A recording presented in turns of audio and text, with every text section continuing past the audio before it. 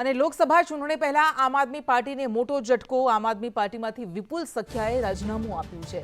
ગત ચૂંટણીમાં ધોરાજી ઉપલેટામાંથી તેમણે ઉમેદવારી નોંધાવી હતી। તમામ જવાબદારી અને પ્રાથમિક સભ્ય પદેથી રાજીનામું ધરી દીધું છે। ચૂંટણી પૂર્વે આમ આદમી પાર્ટીને ઝટકો લાગ્યો। આમ આદમી પાર્ટીમાંથી મારા અંગત કારણોસર હું રાજીનામું આપું છું અને મેં આ રાજીનામું આમ આદમી પાર્ટીના પ્રદેશ અધ્યક્ષ માનનીય શ્રી ઈશુદાનભાઈ ગઢવીને પણ મોકલી દીધું છે અને જે પણ ઉપલેટા અને ધોરાજીની જનતાએ 2022ની વિધાનસભાના ચૂંટણી દરમિયાન જેને મને સાથ સહયોગ સપોર્ટ અને જે પણ મતદાતાઓએ મત આપ્યા છે એ તમામનો ખૂબ ખૂબ આભાર માનું છું।